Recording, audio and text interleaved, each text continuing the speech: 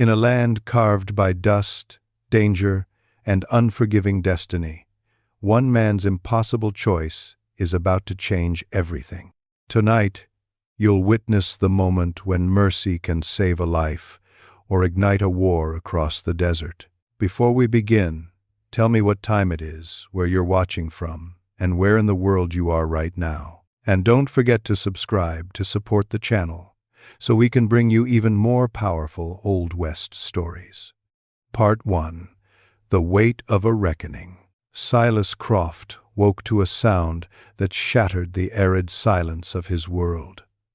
Not the mournful scrape of wind across parched earth, not the weary groan of his collapsing barn. This was different, deeper, a guttural resonance, as if the very desert had begun to draw breath. He shoved open the splintered door of his cabin, and the searing morning light struck him like a physical blow. Before him, 1,000 warriors on horseback stood in absolute, terrifying silence, surrounding his meager property, crimson Mesa homestead. A shroud of fine dust hung motionless in the air where their relentless advance had abruptly ceased. Spears, painted faces, eyes like obsidian chips, all fixed upon his doorway. In the center, a single rider advanced, alone. His ceremonial headdress, adorned with feathers, caught the first brutal rays of dawn, shimmering with an otherworldly glow. Silas's hands turned to ice, for sleeping inside his cabin, fragile and vulnerable, was the very reason they had come. Just 24 hours prior, Silas Croft's world had been far simpler, consumed by the relentless tyranny of thirst. His 2 remaining cattle, skeletal and listless, staggered under the unforgiving sun. The well, once a steadfast promise of life, now offered only a cracked, muddy maw, its depths receding faster than any dry season he had known. The small, distant creek at Whisperwind Gulch, a faint hope 3 miles to the east, represented his final, desperate gambit before the land claimed him entirely. He had already surrendered so much. The implacable drought had seized his herd. A lifetime's effort turned to dust.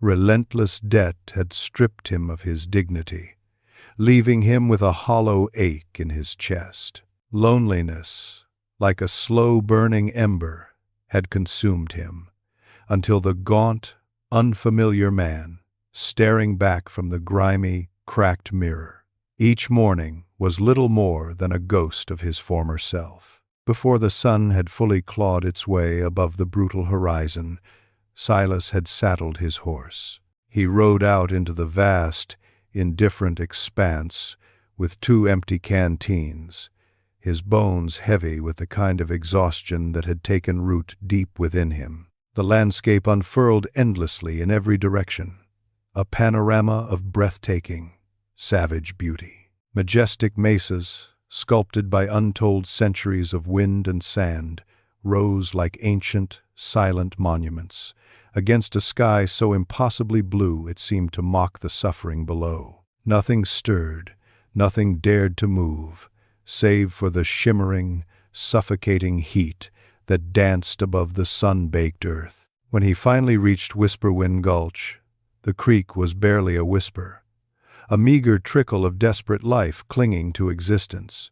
But it was time something asterisk. Silas knelt in the sparse, grudging shade offered by a jagged rock formation, his fingers fumbling as he worked to fill his canteens, each precious drop a tiny victory against the encroaching desolation. It was then that he saw her. At first, he dismissed it as a trick of the light, a deceptive shadow cast by the unforgiving sun. But then the shadow moved. A woman lay crumpled against the unforgiving rocks, a mere 20 yards upstream. Her body was twisted at an unnatural, horrifying angle, a sight that sent a sickening lurch through Silas's stomach. Dark, silken hair, like spilled ink, fanned out across the sun-scorched sand around her. She was utterly still. Every primal instinct within him screamed to turn, to flee, to leave this terrible scene untouched. This was not his burden. Involvement, out here in this brutal wilderness, could only spell trouble. A kind of trouble his already shattered life could ill afford. But his feet, seemingly possessed by a will separate from his own, were already moving. The half-filled canteens, his reason for coming, lay forgotten in the dirt. When he finally reached her, the first thing that assaulted his senses was the stark, horrifying bloom of blood. It had saturated the worn leather of her clothing, a dark, spreading stain marring the intricate beadwork adorning her shoulder. Her breath was a shallow, almost imperceptible flutter, barely clinging to the edge of life. She was of the Shadow Peak tribe, he knew, recognizing the elaborate designs woven into her dress, the distinctive silver bracelets glinting on her wrists, the meticulously braided style of her hair. His calloused hands hovered over her, uncertain. To touch her now could be a fatal error, a mistake that cost him his own fragile existence. Her eyes, dark and fierce, snapped open, pain etched deeply into every line of her beautiful, tormented face. She attempted to speak, but only a dry, rasping sound escaped her lips. Then her gaze locked onto his, and in that silent, piercing exchange, something profound, something utterly nameless, passed between them.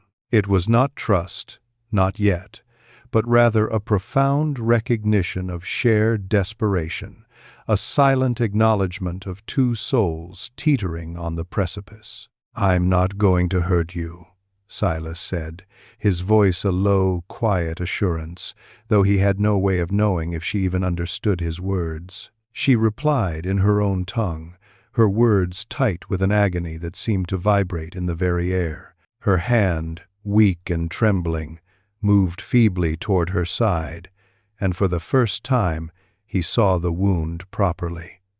It was deep, recent, the kind of wound that demanded immediate attention, or she would not live to witness another sunrise. Silas's gaze swept across the empty, indifferent landscape. No one was coming to aid her. No one was coming to help him bear the impossible weight of this decision. He thought of his failing Crimson Mesa homestead, his profound isolation, the meticulous distance he had always maintained from anything that might complicate his solitary struggle for survival. Then his eyes returned to her face, to the resolute way she fought to conceal her fear. And in that instant he made the choice that would, in time, bring 1,000 silent warriors to his very doorstep. He lifted her, as gently as his trembling strength allowed. She tensed, a low, guttural sound of pain escaping her lips despite her valiant efforts to remain silent. Her weight was startlingly slight, yet carrying her to his horse demanded every last ounce of his diminishing resolve. The fact that she offered no resistance spoke volumes, a chilling testament to how perilously close to the edge she truly was. He secured her in front of him on the saddle, her slight body leaning back against his chest, and turned his horse's head toward the distant, broken outline of his homestead. The ride back felt interminable. An endless journey through a world that seemed determined to deny them passage. She drifted in and out of consciousness, sometimes murmuring fragmented words he could not hope to understand, words that were lost to the wind. Her skin burned beneath his touch, a telltale sign of mounting fever. Every instinct, every rational fiber of his being screamed that this was a monumental mistake, that bringing her to his isolated cabin was an open invitation to catastrophe. Yet he kept riding, kept holding her steady, kept choosing something, anything, other than the safe, predictable loneliness he had so carefully cultivated. When his cabin finally appeared on the horizon, a small, broken silhouette against the vast, unforgiving emptiness, the full, crushing weight of what he had done settled over him with chilling finality. He possessed no medicine, no knowledge of healing arts, no earthly idea if she would survive the long, arduous night. But he also knew, with an unshakable certainty, that he had no intention of letting her die alone, discarded in the indifferent dirt. What he could not know, as he carried her across his desolate threshold, was that her people had already begun their relentless search for her, and that by the first tentative touch of sunrise, they would know precisely where she was. Inside the stark confines of the cabin, Silas laid her gently onto his bed, the only piece of furniture sturdy enough to bear her fragile weight without collapsing. The space was tiny, stripped bare of anything remotely resembling comfort. A rickety table, with one leg stubbornly shorter than the others, a stove that barely managed to coax a flicker of heat from stubborn embers, shelves that held more layers of ancient dust than actual, usable supplies. He had been living like a wraith in his own home, and now a dying woman lay within its desolate walls. He tore strips from his cleanest shirt, filled a chipped bowl with water drawn from his last clean bucket, and knelt beside the bed. Her breathing had grown even more ragged during the agonizing ride. The wound in her side gaped, deep and angry, a raw, crimson ring encircling its edges. He had no training for this, no medicine, just water, ragged cloth, and whatever desperate, fervent hope he could summon from the depths of his soul. When he tentatively touched the damp cloth to her feverish skin, her eyes snapped open with startling speed. The look she leveled at him was pure, untamed survival instinct. Her hand shot out, grabbing his wrist with a surprising, bone-jarring strength, her fingers digging in hard enough to cause a jolt of pain. She spoke in her language, words sharp and undeniably commanding. He couldn't understand the syllables, but the meaning was clear, unmistakable. Asterisk. Do not touch me, asterisk. I'm trying to help, Silas said, keeping his voice carefully level, measured. He gestured slowly, deliberately, first to the angry wound, then to the bowl of water, then back to her, showing her his empty, open hands. She watched him with the intense, piercing gaze of someone meticulously calculating the last vestiges of her strength, assessing how much fight she had left.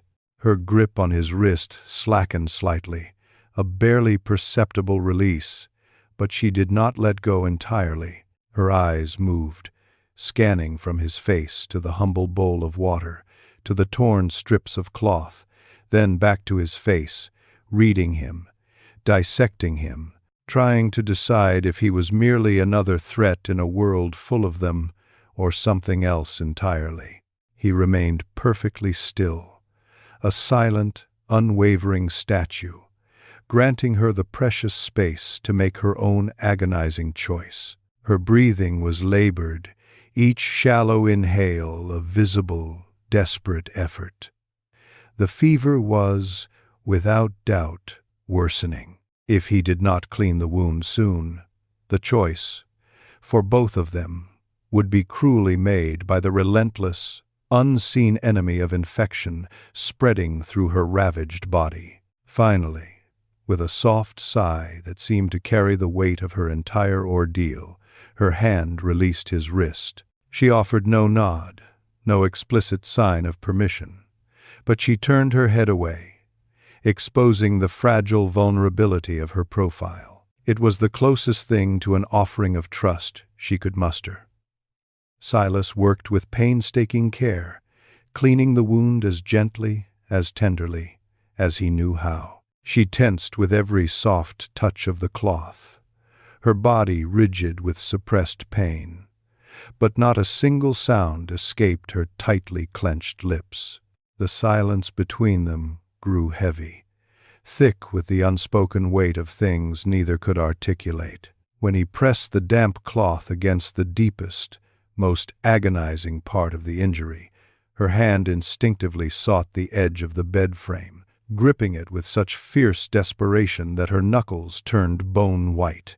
"I know it hurts," he whispered, his voice rough, even though he knew she could not understand his words.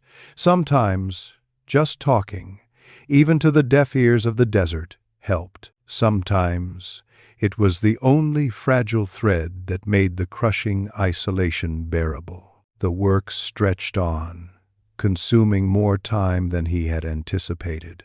By the time he had meticulously wrapped the wound with the cleanest strips of cloth he possessed, his hands were trembling, not from weakness, but from the sheer, agonizing intensity of his concentration. She had, mercifully, passed out again somewhere in the middle of it all, her battered body finally surrendering to the overwhelming tide of exhaustion and pain. He pulled his single, threadbare blanket carefully over her, a gesture of meager comfort, and then stepped back, his gaze lingering on what he had managed to accomplish. It wasn't enough. He knew, with a certainty that chilled him to the bone, that the wound demanded real medicine, real professional care, the kind of healing touch he could never provide, but it was all he had, all he could give. He dragged his worn chair to the corner of the small room, positioning it so he could watch both her fragile form and the cabin's weathered door.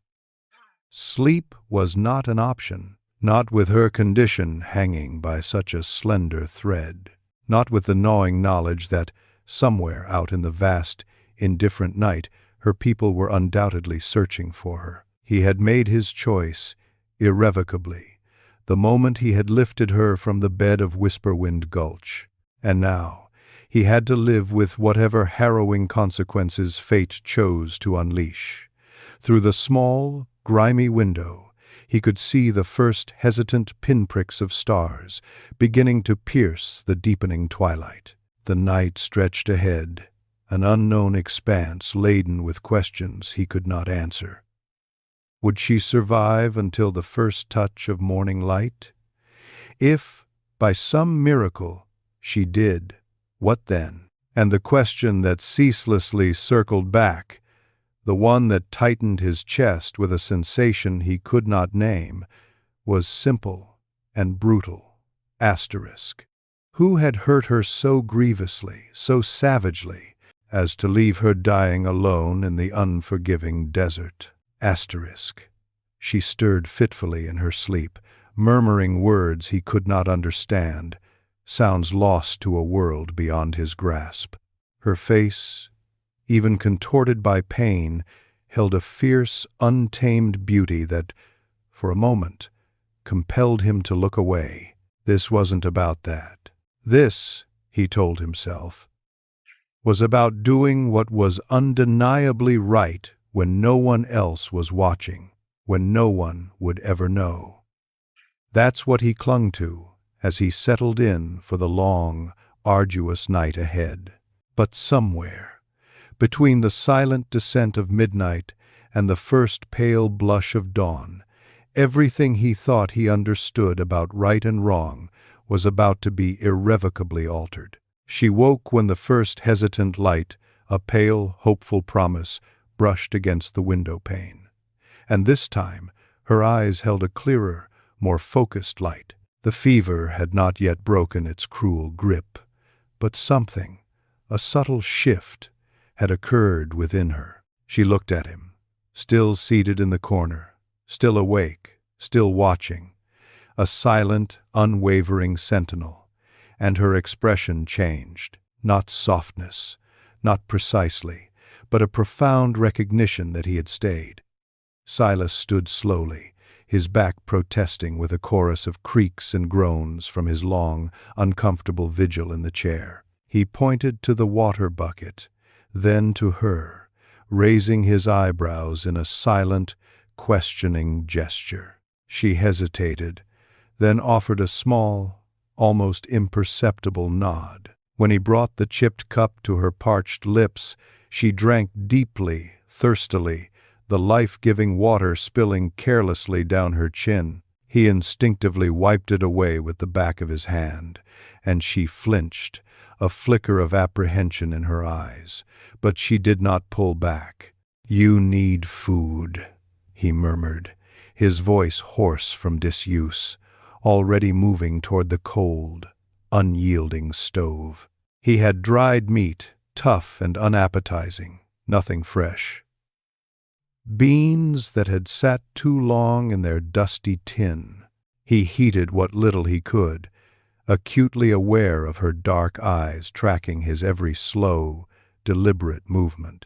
When he brought the sparse plate to her, she regarded it with unconcealed distrust. He took a piece of the dried meat, chewing and swallowing it himself, a silent demonstration that it was safe, that it held no hidden harm.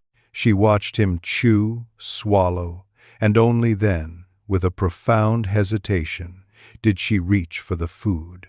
Her hands trembled with the immense effort, but she ate slowly, deliberately, each bite a monumental act of will. A fierce, unyielding pride kept her from revealing the true depths of her weakness. While she ate, Silas meticulously changed the dressing on her wound. The bleeding had, thankfully, stopped, a small, yet significant victory. The skin around the injury was still inflamed, a raw, angry red, but it was no worse than before. Small victories. He counted them, cherished them, for they were all he had. When he finally looked up, her piercing gaze was fixed upon his face, studying him with an intensity that made him profoundly uncomfortable. Then she did something unexpected, something that caught him utterly off guard. She touched her own chest and spoke a single word, soft yet clear. Elara. Her name. She was telling him her name. He touched his own chest in response. "Silas Croft." She repeated it, the unfamiliar syllables strange, yet somehow resonant, in her mouth. Silas Croft. Then she pointed to her wound, to the makeshift bandages, and spoke something longer, more complex, in her own language. He didn't understand the words, but the tone carried an undeniable weight, a solemn gravity, gratitude, perhaps, or the acknowledgement of a profound, unspoken debt. She gestured toward the cabin door, then made a sweeping motion with her hand, encompassing the vastness beyond. Asterisk, many asterisk, she was telling him. Something about people, her people. Her face grew serious, etched with an urgent, desperate plea. She pointed at herself, then toward the horizon visible through the small, grimy window, then held up more fingers than he could count quickly. His stomach plummeted, a cold knot of dread twisting within him. "They're looking for you." She nodded, understanding his tone, even if the precise words eluded her. Then she did something that stopped his heart cold. She reached out and touched his hand, just briefly, her fingers brushing against his. And when she pulled back, there was something in her eyes he hadn't witnessed before. Concern. Not for herself, but for him. "I know," he said quietly, his voice barely a whisper. Asterisk, I know what I'm risking. Asterisk, they remained like that, two disparate souls from different worlds, sitting in a cabin that seemed to barely stand against the relentless, unforgiving wind, understanding each other in the only ways available to them. No shared language, only the crushing, inevitable gravity of what was unequivocally coming. Later, when she slept once more, her breathing shallow and uneven, Silas stood at the grimy window and gazed out at the empty, indifferent land. Somewhere out there, warriors, fierce and determined, were tracking their missing daughter, their sister, their lost one, whatever she was to them, when they found this place. When their eyes fell upon her, here, with him, no amount of good intentions, No act of mercy would matter. They would see a lone settler with one of their women, and they would inevitably draw the only conclusion men at war ever drew. He should have left her by Whisperwind Gulch. That would have been the smart choice, the safe choice, to let nature, in its brutal indifference, decide her fate, and to preserve his own simple, solitary life. But when he looked back at her sleeping form, at the steady, fragile rise and fall of her chest, a precious breath he had fought with every fiber of his being to preserve, he knew, with an absolute, unwavering certainty, that he would make the same impossible choice again. What truly terrified him was not the looming threat of the warrior's arrival. It was the sudden, stark realization that somewhere, in the span of the last day and night, she had ceased to be merely a stranger he was helping. She had become someone he could not, would not, imagine letting go. And from the way she had looked at him this morning, from that brief, tender brush of her hand against his, he suspected she felt something shifting within her, too. But feelings meant nothing, nothing, in the face of the inevitable storm that was riding, swift and merciless, toward them. Part 2. The second dawn. He had, by some miracle, bought her one more day of fragile life. Perhaps two. He knew that when her people finally arrived, they would reclaim her, and he would return to the familiar, suffocating embrace of his solitude. That was the only ending this stark narrative could possibly have. Unless, of course, everything twisted into something far worse than his darkest imaginings. Unless they decided his act of mercy looked like something darker, more sinister. Unless the ultimate price for saving her life was the forfeiture of his own. The second night fell heavy and thick, wrapping the desolate cabin in an unforgiving shroud. Alara's fever spiked with the descent of darkness, turning her skin into a burning map of suffering. Silas found himself in a ceaseless vigil, pressing cool, damp cloths to her forehead every hour, his gaze fixed on her battered body as it fought unseen battles for survival. She drifted between sleep and waking, sometimes speaking in rapid, hushed tones in her own tongue, words he could not hope to grasp, yet carried the undeniable cadence of torment. At other times, she would fall completely still, in ways that sent a jolt of icy terror through Silas's weary heart. Around midnight, her eyes snapped open once more, clear and focused. The fever's haze momentarily lifted. She looked at him, still seated in the corner, a silent sentinel, and an urgency, a desperate plea, ignited within her gaze. He leaned closer instinctively. Her hand, surprisingly strong despite her weakness, shot out and grabbed his shirt, pulling him down until their faces were mere inches apart. Then she began to gesture, frantically, desperately. She pointed at the cabin door, then out into the impenetrable darkness beyond, miming riders on horses. A chilling tableau played out in the stark silence. Her hands moved swiftly, showing him numbers, an uncounted multitude. Asterisk. Many riders. Coming soon. Asterisk. Tomorrow, Silas whispered, a cold dread twisting in his gut. They'll be here tomorrow. She nodded, her eyes wide, confirming his grim understanding. Then she did something that struck him harder than any words, a gesture that sliced through the desperate hope he had clung to. She pushed at his chest, not with anger, but with an insistent, desperate force. She pointed at him, then at the door, then made a swift, unmistakable motion, like running, like fleeing. Her face was etched with a raw, desperate plea. She was telling him to leave, to save himself while he still could, to abandon her to the inevitable arrival of her people. Silas caught her hands in his, stopping the frantic, trembling gestures. "No," he said, his voice firm, unwavering. She pulled against his grip, her eyes wide, glistening with something close to pure panic. She said his name, the unfamiliar syllables still rough on her tongue, but unmistakable. Silas Croft. Then she shook her head violently, her gaze fixed on the door once more. The message was clear, brutally unambiguous. Asterisk.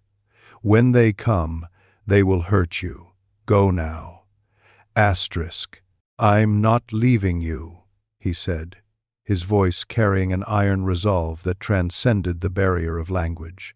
He held her hand steady between his own, meeting her frantic gaze. "I'm not leaving."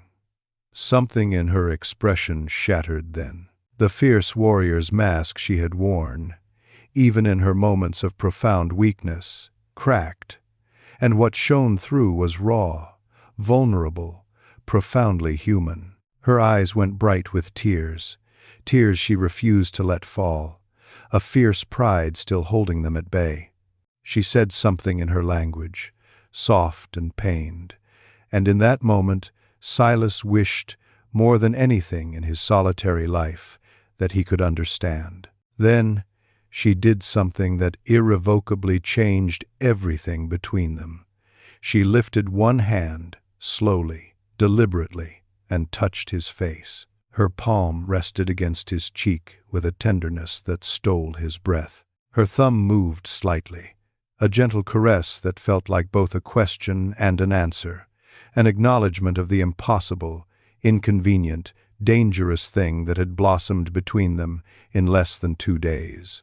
Her eyes searched his, and what he saw there mirrored the turmoil, the burgeoning, unnamed feeling in his own chest. He covered her hand with his own, holding it against his face, a silent promise, a shared understanding.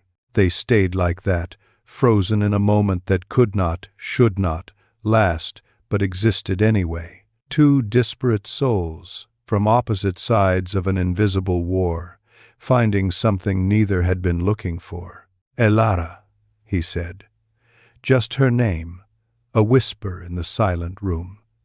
And she closed her eyes, as if the sound itself carried a familiar ache. When she pulled her hand back, she pressed it to her own chest, over her heart, and spoke something he would never forget, even though he could not translate the words.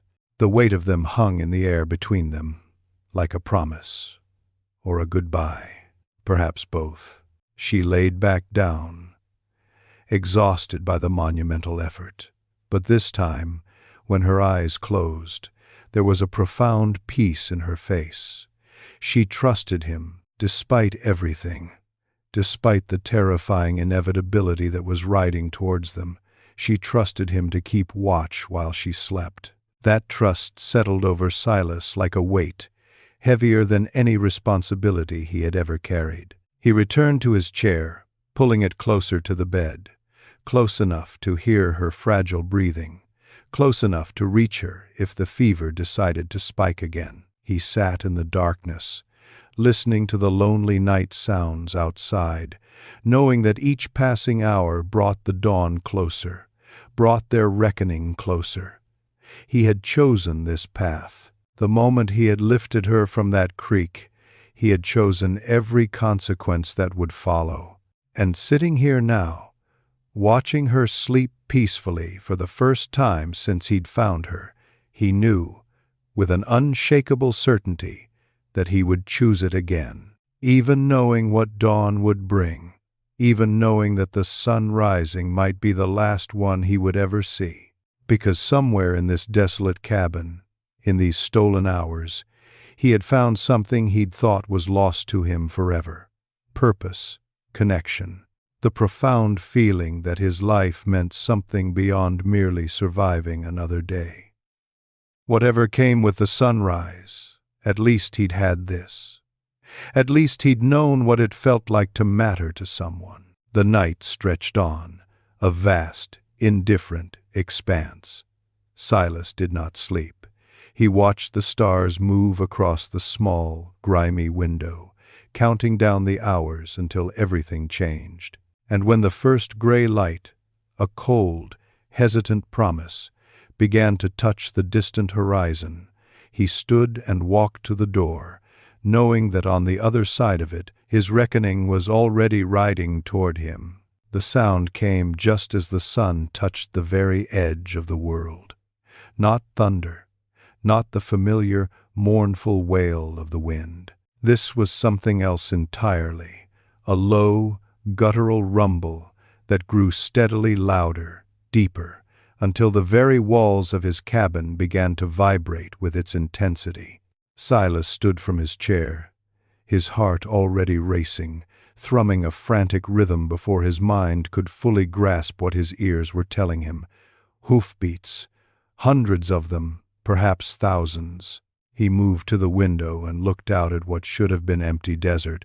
Instead, he saw the impossible made horrifyingly real. Warriors on horseback materialized from every direction, emerging from the dawn light like something conjured from the very earth itself. But this was no vision. This was flesh and blood, bone and steel, driven by a deliberate, unyielding purpose. They rode in perfect formation, spreading out in an immense, unbroken circle that enclosed his meager property, Crimson Mesa homestead, completely. No gaps, no escape routes. Just an unbroken wall of mounted warriors that stretched farther than he could see in the dim, nascent light. Silas's breath hitched in his chest, catching painfully. He had known they were coming. Ilara had warned him. But knowing and seeing were two different, vastly separated universes. This was not a mere search party. This was a nation. Behind him, Ilara stirred on the bed.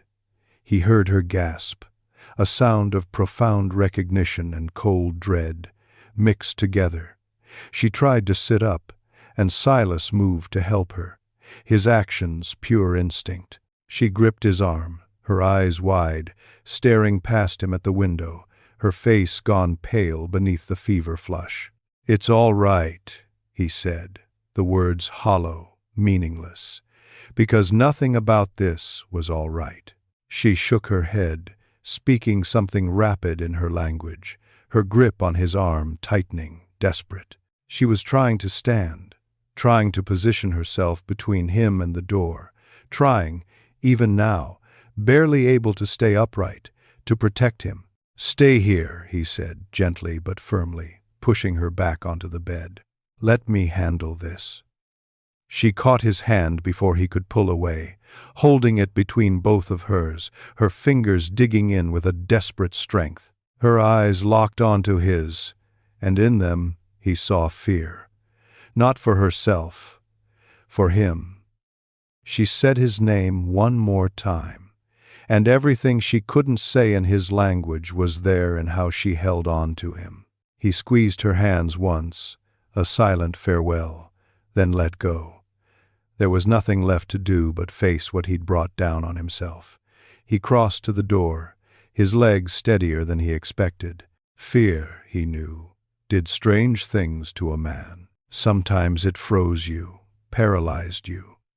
Sometimes it burned through everything else, until all that remained was an unnerving clarity. The door hinges creaked, a sound obscenely loud in the absolute, terrifying silence that had fallen over the assembled warriors. Silas stepped out onto the small porch, and the brutal morning light hit him full in the face. He had to shield his eyes to see the impossible sight that surrounded him. The circle of warriors extended in every direction, hundreds deep, perhaps 1,000, perhaps more.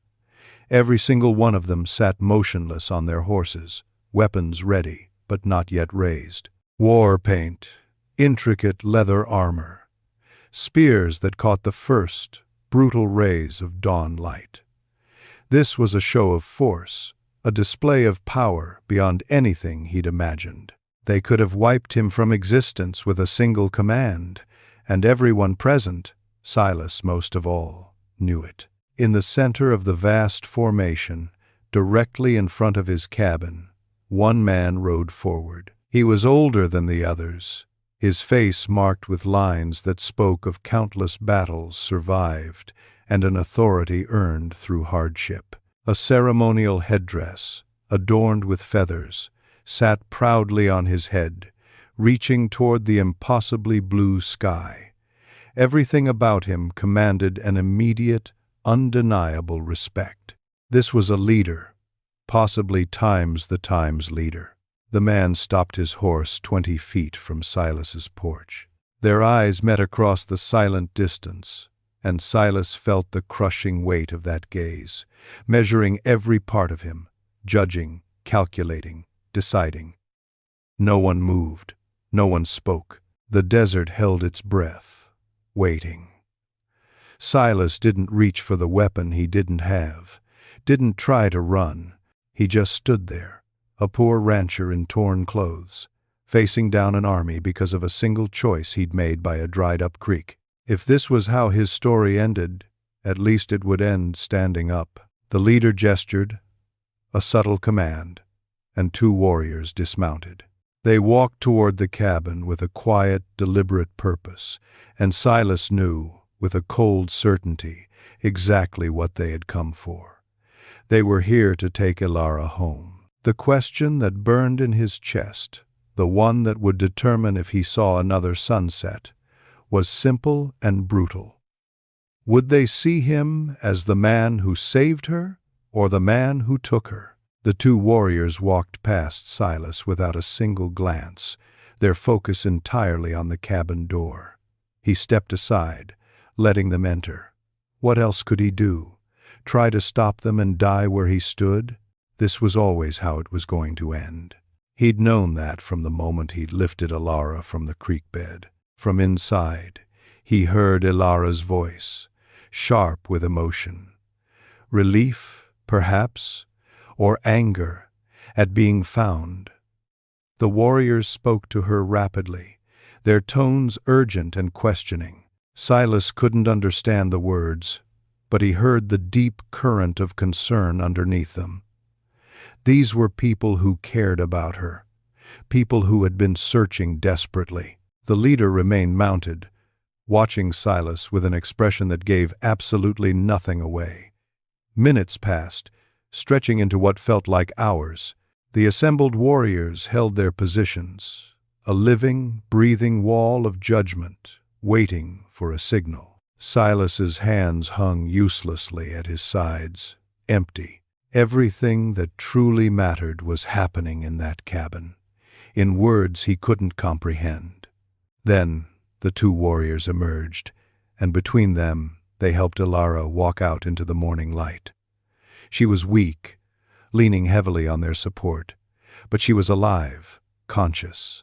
The makeshift bandages Silas had wrapped were clearly visible beneath her torn clothing, evidence of care, or evidence of something else entirely, depending on how they chose to see it. The moment the leader saw her, his entire posture shifted, visibly. Relief flooded his face, a powerful wave, followed immediately by a surge of unbridled fury.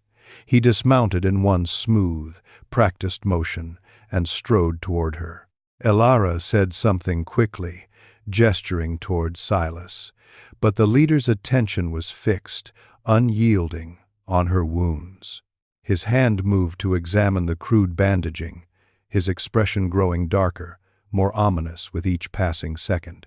Then his eyes cut to Silas, and in them was a question, sharp and lethal, that could kill. Asterisk. Did you do this to her? Asterisk. Silas held his ground, meeting that lethal stare without flinching. Words, he knew, would not save him now. Only the raw, undeniable truth. And the truth, he felt, was etched in Elara's wounds, in his own exhausted face, and in the stark, simple cabin that still smelled of fever and desperate, meticulous care. Elara grabbed the leader's arm, pulling his attention back to her, and spoke rapidly, insistently, pointing at Silas, then at herself. Her voice grew stronger despite her profound weakness, carrying a tone that demanded to be heard, that brooked no argument. She was defending him, telling them what he had done. The leader's expression shifted, confusion slowly replacing some of the anger. He turned to Silas and spoke, his voice deep and commanding. The words were of the Shadow Peak tribe, utterly meaningless to Silas's ears, but the expectation, the demand, was clear. Asterisk. Explain yourself. Asterisk. Part 3. The Price of Mercy. I found her dying by the creek, Silas said, his voice cutting through the heavy silence, knowing the man probably didn't understand, but needing to say it anyway. I brought her here, cleaned her wounds, gave her water and food. That's all. The leader, Natan, studied Silas for a long moment, his gaze unyielding, then looked back at Elara. She nodded, speaking again in her language, her voice weak but firm. Whatever she said made Natan's eyebrows rise slightly in surprise. He asked her something, his tone sharp with disbelief. Elara answered firmly, her hand moving to touch her bandaged side, then gesturing at Silas again, a clear, insistent defense. The silence that followed felt like standing on the crumbling edge of a precipice, the wind of an unknown future buffeting Silas. Natan walked slowly toward Silas, closing the distance until they were mere arm's lengths apart. Up close, Silas could see the war paint on Natan's face was fresh, applied with purpose and precision, a stark declaration. This man had come prepared for violence, if necessary. His hand rested, almost casually, on the knife at his belt, a silent, chilling promise. "You are Silas Croft," Natan said, his voice deep and resonant, the words heavily accented but strikingly clear in English. The surprise of it almost made Silas step back, a sudden jarring jolt. Natan's lips curved into something that wasn't quite a smile, a slight twist of his mouth that held more assessment than amusement. "Elara tells me you saved her life when you could have left her to die, that you stayed awake 2 nights to keep watch over her fever, that you gave her your bed and your food when you have little of either." Silas nodded slowly, his mind racing, unsure where this astonishing exchange was leading. Natan continued, his intense eyes never leaving Silas's face. "She tells me you did this expecting nothing, knowing it might cost you everything." He paused, and the weight of what came next hung in the air like wood smoke, acrid and heavy. "My sister does not lie, but I must see for myself if you are what she claims, or if you are clever with words and kind gestures that hide darker intentions." Asterisk sister. Asterisk. The word hit Silas like a physical blow, a sudden impact that stole the air from his lungs. Elara was this man's sister, which meant the army surrounding his cabin wasn't just warriors, it was family. An entire nation of family come to reclaim one of their own, to deliver judgment. Natan placed his hand on Silas's shoulder, the grip firm enough to hold him in place, a gesture of both power and restraint. "I am Natan," he said, his voice solemn, "and you, poor rancher, have created a debt that must be answered." Natan's hand remained on Silas's shoulder, the weight of it carrying both a potent threat and an inexplicable possibility. The silence stretched between them, thick and suffocating, while hundreds of warriors watched, their unblinking eyes fixed, waiting for their leader's judgment. One word from Natan could end everything. One gesture could turn this moment into violence that Silas had no hope of surviving. "Show me," Natan said, finally releasing his grip and gesturing toward the cabin. "Show me where you kept my sister." Silas led him inside, acutely aware of how poor everything looked through another man's eyes, a stranger's measuring gaze. The single room with its broken furniture, the empty shelves, layered with dust that spoke of long neglect, the bed where Alara had slept, still unmade, the threadbare blanket, still faintly stained with sweat from her fever. Evidence of poverty was everywhere, undeniable. Evidence of struggle, but also, undeniably, evidence of meticulous care. Natan walked slowly through the small, desolate space, taking in every detail with an unreadable expression. He picked up the chipped bowl Silas had used for water, examined the torn strips of cloth that had become bandages, ran his hand over the worn blanket. His face revealed nothing, but his eyes missed nothing. He opened the small, rickety cabinet where Silas kept his meager food supplies. Inside, he saw how little remained. 2 dusty tins, some dried beans, barely enough for one person, let alone 2. "You gave her your food," Natan stated, his voice flat, not a question. "She needed it more than I did," Silas replied simply, the truth of it echoing in the stark room. Natan turned to face him fully, his gaze intense, piercing. "You gave her your bed, your blanket, your water. You stayed awake to watch over her." He paused, letting the words hang in the air between them. Why?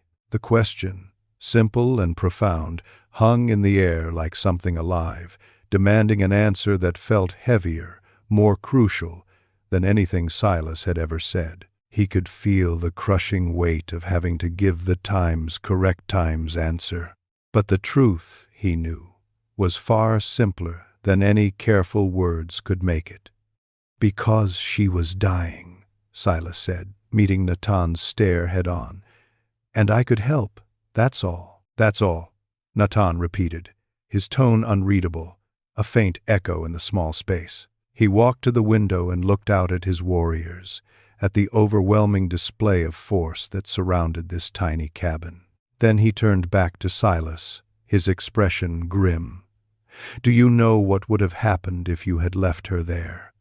If you had chosen your own safety over a stranger's life?" "She would have died," Silas admitted, the words catching in his throat, a cold, hard truth. "Yes, my sister would have died alone in the dirt, and we would have found her body days later." Natan's jaw tightened, a muscle clenching visibly. "Our people would have assumed colonists killed her. We would have sought revenge against every settlement within 3 days' ride. Blood would have answered blood." He stepped closer to Silas, his voice dropping to a low, powerful growl. "Your kindness did not just save one life. It saved hundreds." The implications settled over Silas like a weight he hadn't known he was carrying, a sudden, crushing burden of unintended consequence. His simple choice by the creek had changed more than he could have ever understood. Natan called out in his language, a sharp, commanding cry, and immediately 3 warriors entered the cabin.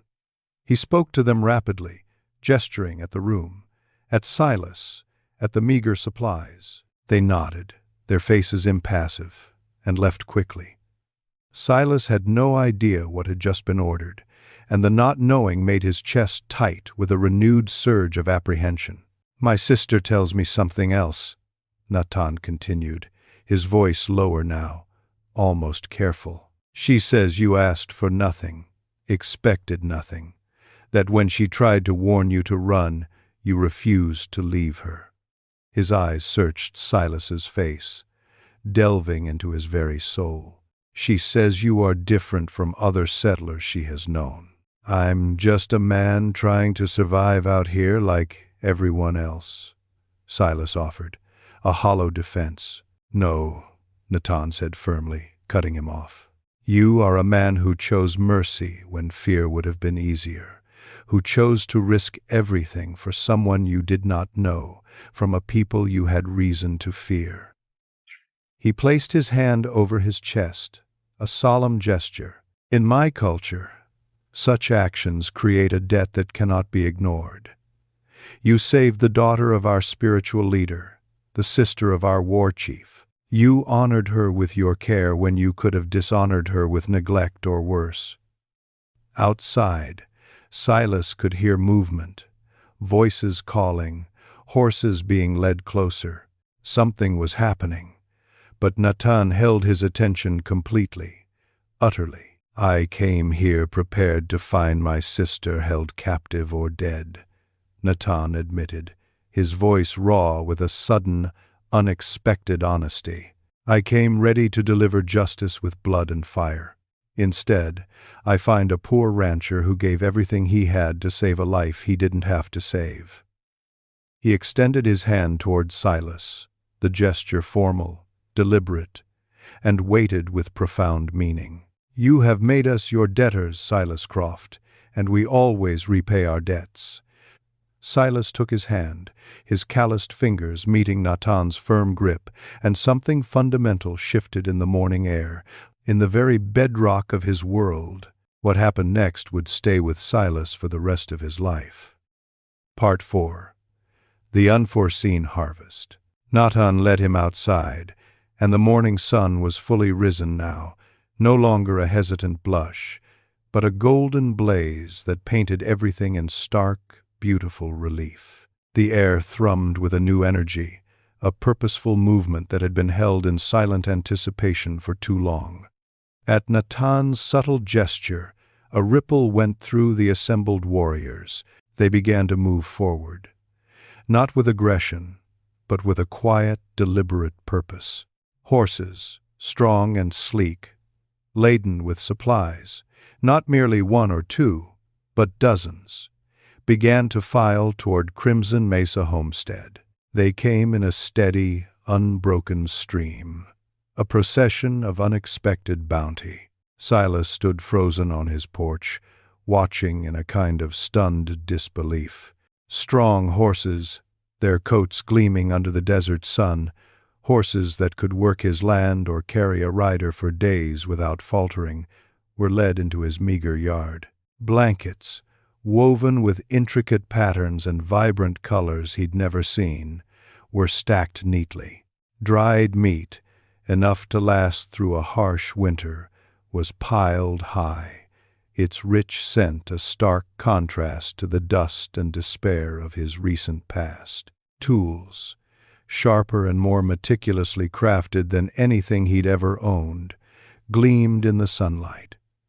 Clay pots, heavy with grain, were unloaded with care. Leather pouches, fat and heavy, undoubtedly filled with something precious and valuable, were placed with reverence near his cabin door. The flow was ceaseless, warrior after warrior, leading a procession of wealth that seemed to expand to fill the emptiness of his property. His small, broken homestead was transforming before his very eyes, becoming something he no longer recognized, something vibrant and teeming with life. He stood speechless, a poor rancher in torn clothes, watching his failing world remade. The cattle he'd lost, the lifetime's effort turned to dust by the unforgiving drought, could be replaced. Now, the well, a cracked maw that had offered only despair, could be repaired, given new life. And the loneliness, that slow-burning ember that had consumed him until he was a ghost in his own home, that suffocating embrace had been interrupted by something he couldn't quite name, but felt settling into his chest like a profound, unexpected warmth. "This is too much," Silas finally managed to say, his voice rough, thick with an emotion he wasn't prepared for, a surge of gratitude that almost brought him to his knees. He looked at Natan, whose face remained impassive, yet held an undeniable gravity. "This is what you are owed," Natan replied simply, his voice deep and resonant. "You gave my sister life when she had none left. We give you the means to continue yours, to thrive. A movement at the cabin door pulled Silas's attention, drawing his gaze away from the overwhelming generosity. Two warriors were helping Alara walk out into the full, brilliant morning light. She was weaker than she usually moved, leaning heavily on their support, but she was alive, conscious, her eyes wide and taking in the impossible scene around them. Her gaze, fierce and unyielding, even in her frailty, found Silas immediately, and everything he'd been trying so desperately not to feel crashed through him like a sudden, overwhelming flood. She spoke to the warriors, holding her arms, her voice a fragile whisper in her native tongue, and they released her carefully, stepping back to give her space. Alara took a slow, deliberate step toward Silas, then another, each movement an act of profound will despite her obvious weakness. She walked through the organized chaos of warriors and gifts, moving as if drawn by an invisible thread, until she stood face to face with him in the heart of this impossible, transformative moment. She reached out, her hands trembling slightly, and took both of his in hers. Her palms were warm, solid, real, a stark contrast to the cold grip of fear and loneliness he had known for so long. She said something in her language, her voice steady now, despite the clear emotion shimmering in her dark eyes. Then she repeated it, in broken English, words she must have learned from someone in her tribe, words that pierced him with their raw sincerity. "Thank you. You give me life." He wanted to tell her it was nothing, that any decent man would have done the same. But they both knew that wasn't true. Most men, out here in this brutal, unforgiving land, would have left her to die by Whisperwind Gulch. Most men would have chosen fear over compassion, survival over mercy. He had chosen differently, and it had brought him to this impossible, overwhelming moment, standing hand in hand with a woman who had, in less than 3 days, irrevocably altered the course of his life. "I'm glad you're all right," he said, and the words felt too small, too inadequate for the profound weight they carried, for everything that had transpired between them. She smiled then, a small, sad, yet profoundly genuine smile that reached her eyes. It was a smile of understanding, of shared burden, of a deep connection forged in the crucible of desperation. She released one of his hands and slowly, deliberately, touched his face again, the same way she had in the silent, dark hours of his cabin, a tender caress that had stolen his breath. Her thumb traced his cheekbone, a gentle gesture that felt like both a blessing and a farewell, a promise of memory and an acceptance of inevitable parting. She said something else in her language, words he couldn't understand, but the meaning was clear, unambiguous.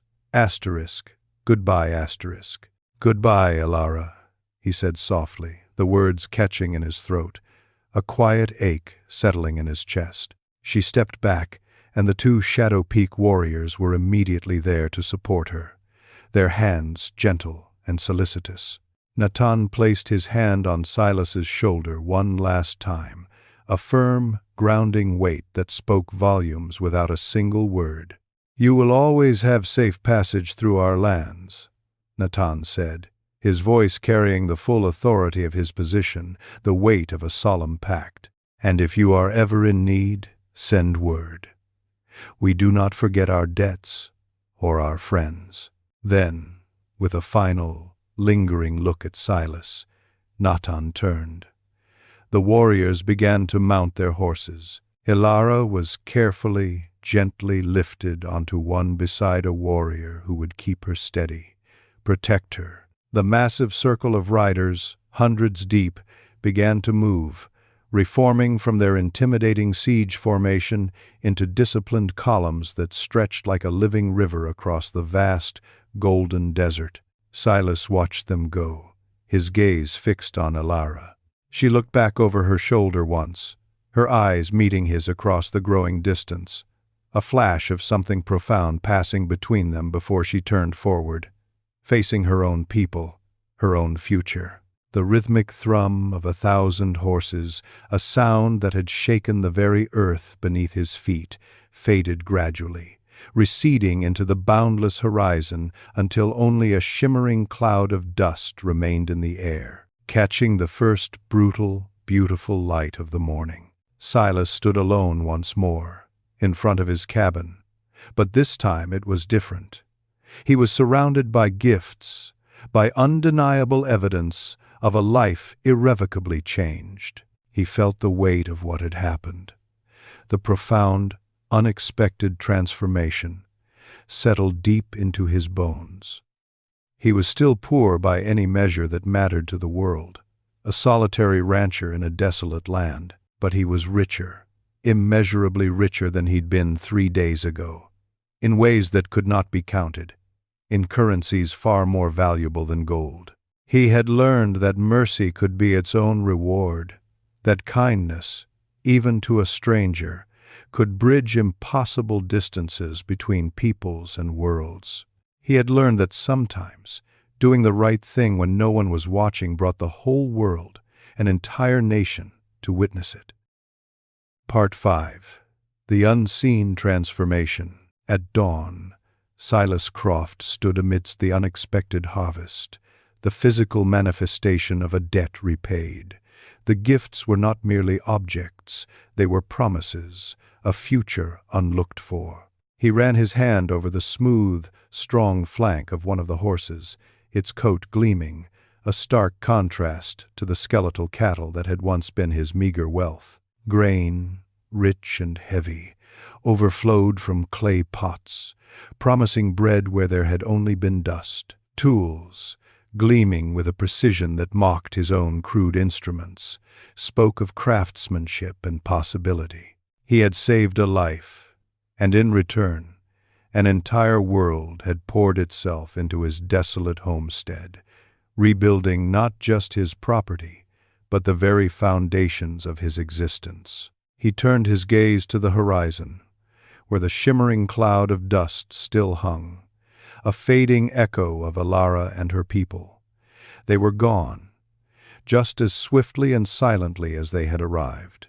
His gaze lingered, trying to conjure her image one last time. Her fierce eyes, her resolute spirit, the ghost of her touch on his face. He had saved her life, yes.